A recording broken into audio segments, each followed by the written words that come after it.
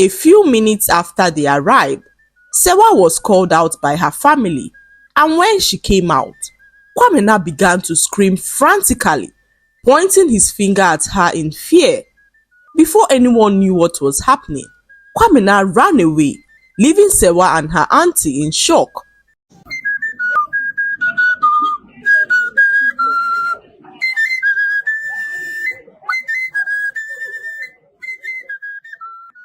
Once upon a time, there lived an extremely beautiful woman named Sewa.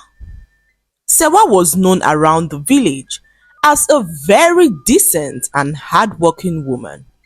She lived with her mother's twin sister, who loved and took care of her like her own daughter. The men of the village all wanted to marry Sewa, not only because of her beauty, but because of how kind and loving she was towards others.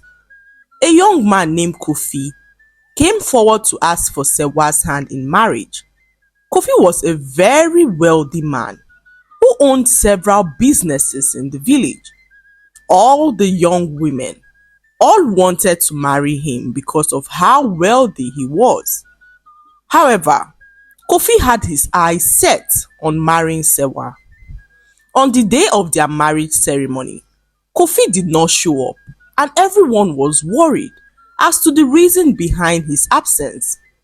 When some men from the village went to inquire about his absence, they were told that Kofi had an accident on his way to Sewa's house and changed his mind not to proceed with the marriage, as he viewed the accident as a bad omen. This was the fifth man in less than 1 year who declared an interest in marrying Sewa but did not show up for one reason or the other. This, however, got her auntie worried, as she feared that Sewa would never get married at this rate. A few months later, Sewa was returning home one evening when she met a young man named Quamina.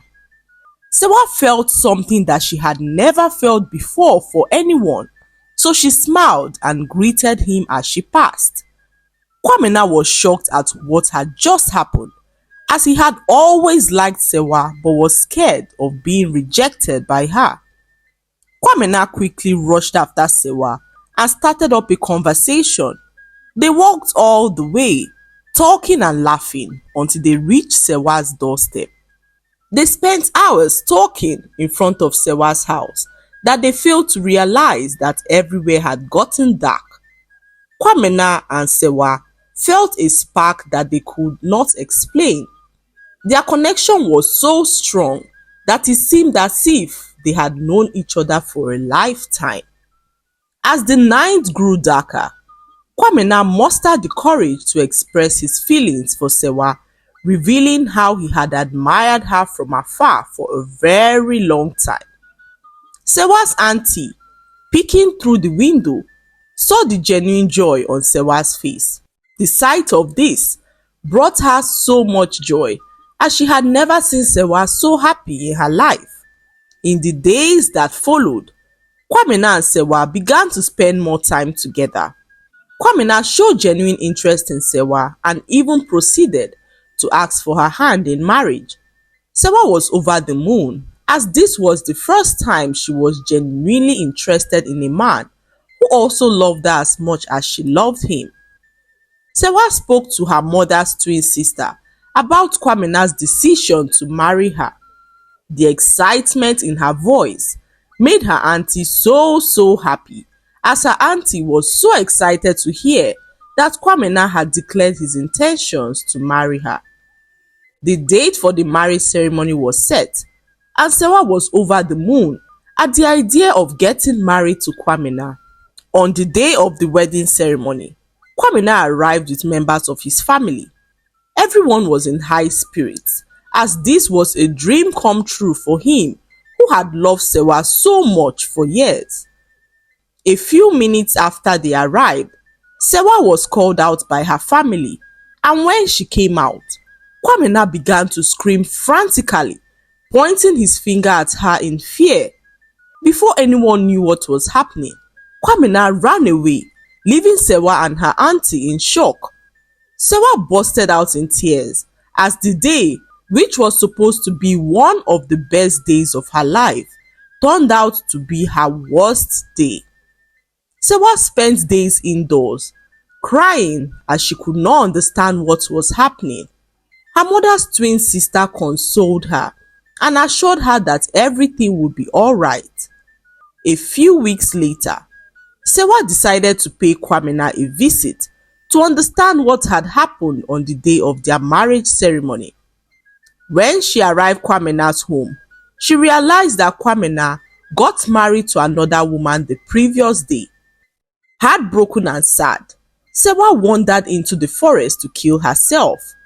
The pain was so much for her to bear, so she decided to end it all that evening. Suddenly, Sewa heard a loud scream for help nearby. She tried to ignore the scream, but found herself running to check who was screaming. To her greatest surprise, she saw a pregnant woman who was in so much pain, struggling for her life. Sewa, being a midwife in the village, noticed that the woman was in labor. She quickly assisted the pregnant woman to deliver her baby, and the woman thanked her for her kindness and then offered the baby to her. The woman revealed that she never wanted to have anything to do with the baby, as the baby would bring her only bad memories. Sewa was shocked to hear this, but the woman pleaded with her, saying that she was the only person in the world she could entrust with her baby. Sewa, filled with compassion, decided to take the newborn baby home. Her auntie was against the idea, but she made up her mind to look after the baby no matter what. Sewa channeled all the love she had in her heart to the baby, who she finally named Asante. Asante brought joy and meaning to Sewa's life, and every day that passed, Sewa was thankful to the strange woman who handed her baby over to her in the forest. For years, Sewa remained single, looking after Asante, who she treated like her own. All the men that came for her hand in marriage ended up disappointing her, so Sewa zeroed her mind about ever getting married. The whole village began to murmur that something might be wrong with Sewa because all her mates were now married. Many years later, Sewa was now 40 years old and still unmarried. Her adopted daughter Asante had grown so beautiful, looking so much like Sewa when she was younger. Sewa's mom's twin sister got very sick one day, and it kept getting worse. The sickness was so unusual that nobody could make her better, which made Sewa really sad. One day, while Sewa was sitting next to her sick aunt and crying, Asante walked in and touched Sewa's auntie's chest, and suddenly a bright light enveloped her, healing Sewa's aunt completely from the strange illness. Sewa opened her mouth in shock, as she never knew that her adopted daughter Asante had great healing powers. Asante then turned to her mother Sewa and revealed that Sewa was under a curse which had chased all her suitors away. Asante then pointed to Sewa's auntie, revealing that she had been hiding something important for years. Sewa looked at her aunt in shock as her aunt began to tell her all that had happened. Many years ago, when Sewa's aunt was still young, her twin sister Akosua, who was Sewa's mother, was sent to live with a very kind woman and her husband. The woman was so good to Akosua and treated her like her own child, despite not having children of her own. For almost 20 years, the woman had patiently yearned for the cry of a baby in her home. Akosua capitalized on the kind woman's childlessness to have an affair with her husband. She convinced him that she would have a child for him in no time, and he succumbed to her. A few months later, Akosua got pregnant And when the kind woman found out, she was devastated, as she could not believe that Akosua, who she treated like her own daughter, could do such a terrible thing to her. After giving birth, Akosua convinced the woman's husband to send his wife away to marry her. She accused the kind woman of being a witch who tried to harm her newborn baby. So the kind woman's husband sent his wife away after almost 20 years of marriage. The woman, before she left, laid a curse on them, saying that none of their children would enjoy the happiness that comes with marriage, and that her husband and Akosua would die a miserable death and not live to watch their child grow. Few months later, Sewa's mother and father died mysteriously as they drowned in the village river. Tears filled Sewa's eyes as she could not believe that the horrible things that her mother did in the past was now haunting her life. She then asked how she could break the curse, and Asante revealed to her that the woman who had cursed her was still alive, and that they had to seek for her forgiveness for the curse to be broken. With determination, Sewa and Asante embarked on a journey to find the kind woman. After a long and challenging search, they finally located the kind woman in a faraway village. She lived all alone, still carrying the pain of losing her husband and being accused of being a witch. Sewa then apologized on behalf of her late mother, seeking forgiveness and understanding. The kind woman broke down in tears as the pain resurfaced, making it hard for her to forgive.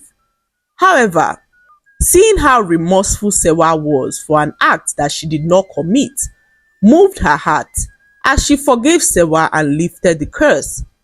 With her voice, she decreed that Sewa be set free from the curse that had kept her bound for years. The woman, after years of bitterness, felt a weight lifted off her shoulders as she forgave Sewa's family for all that they had done. Sewa was so grateful to the woman, as she thanked her for setting her free from the curse. With the curse broken, Sewa's life took a positive turn, as she later got married and had 2 children. Her adopted daughter Asante helped her mother to look after her little siblings, and they all lived happily ever after. The lesson to be learned from this story is that we should be careful of the things we do, as actions always have consequences, even for our children unborn. Treat people the way you would like to be treated, as life has a way of humbling us in the end. I hope you enjoyed the story. Like, subscribe and leave a comment. It helps us grow our channel. I'll see you in our next story. Bye.